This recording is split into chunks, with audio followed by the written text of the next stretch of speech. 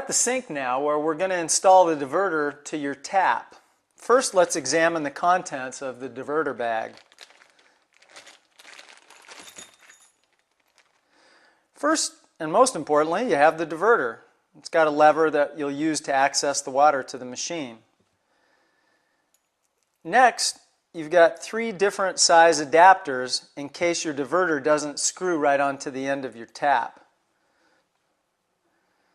2 spare O-rings, 2 small squeeze clamps that we'll use to put over the ends of the hoses, and finally 2 drywall anchors in case you want to mount your ionizer on the wall. So we'll begin by removing the aerator from the end of your tap, and generally you can do this with your fingers, but if you find that it's too tight, you can loosen it with a pair of pliers or vice grips. Then we'll see if the diverter attaches to the threads at the end of the tap, and in this case you can see that it doesn't. So we'll try the different adapters until we find the one that actually fits. And then we'll screw that in, being careful not to over tighten it. Finger tight is usually good enough. And then we'll attach the adapter, the diverter, to the adapter. Again, tightening it firmly but not over tight.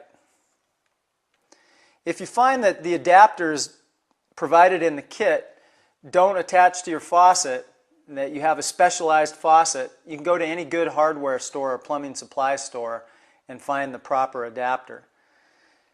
If you find that your diverter leaks when you turn the water on to the machine, you can use white Teflon plumber's tape. 2 or 3 wraps around the male threads usually will cure any of the leaks. Now that we have the diverter attached to your tap, we'll install the hoses to your ionizer.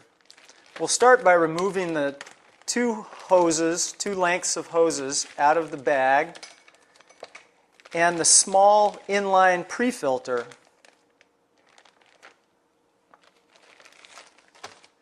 We'll begin by cutting a 4 to 5 inch length of the white hose with a good sharp utility or kitchen knife.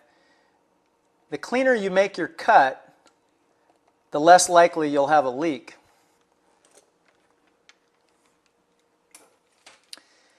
Next, we'll take the inline pre-filter, and you'll notice there's a black arrow, and this arrow will point in the direction of the water flow and always point towards your ionizer. So we'll take our 4-inch section of white hose that we just cut, and we'll just firmly insert it into the pre-filter with the arrow pointing towards the hose. Next, we'll insert the free end of the hose into the tap water inlet port on the bottom of your ionizer. And again, we just simply do that by firmly pushing in and then giving it a little tug to make sure that it's firmly seated. Next, we'll install the gray acid water outlet hose into the acid water outlet port, and we'll start by taking the small black cap off of the acid water outlet port. A good tip is to soak your gray hose, the end of it, into a cup of warm water for about 20 to 30 seconds, and that'll make installing it over that acid outlet port much easier. In the diverter bag, there were 2 little squeeze clamps. You want to take one of the squeeze clamps after your hose has been soaked and insert it over the end of the gray hose.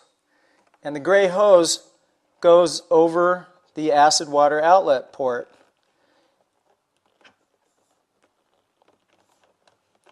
And that needs to be pushed all the way to the end so that it's firmly seated. And then you simply position the little squeeze clamp, and you may need to use a pair of pliers or vice grips. Position that squeeze clamp right over the outlet port,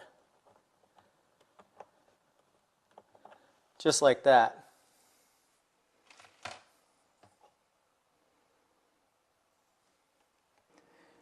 Now that you have the hoses installed to the ionizer, the next thing you'll want to consider is the location of your ionizer.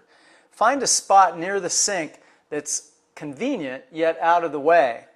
Once you locate that spot, the gray hose lays loosely into the sink and you can trim that to the proper length. The remaining white hose gets installed after we estimate the appropriate length to the diverter and trim the hose appropriately. Once again, you'll want to use a nice sharp utility or kitchen knife and make the cut as clean as possible.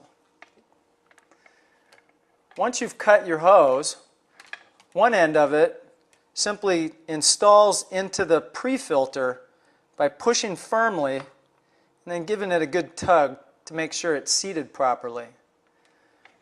The opposite end gets installed to the diverter.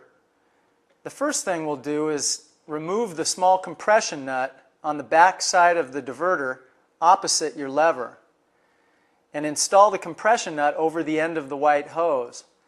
The white hose then is pushed onto the diverter, make sure it's on there good and firm, and the compression nut is screwed back into the diverter, again making sure that it's firm but not too tight.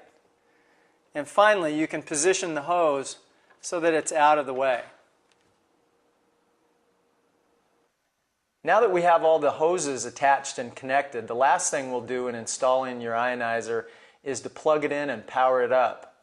You'll notice the cord is a 3-prong grounded plug, and ideally you'll want to plug it directly into a 3-prong outlet, and that would be, in an ideal sense, a GFI outlet like you see here. You simply plug it in, and at the back of the ionizer, turn the on-off power switch to the on position. Your ionizer will chime, the lights will light up on the LCD screen momentarily and go out after about 2 seconds. An important note is you'll always want to leave the on-off switch in the on position. Your ionizer will go to sleep between uses and then wake itself up electrically when it senses water flowing into it. If you're away on an extended vacation, you may want to unplug or turn off your ionizer.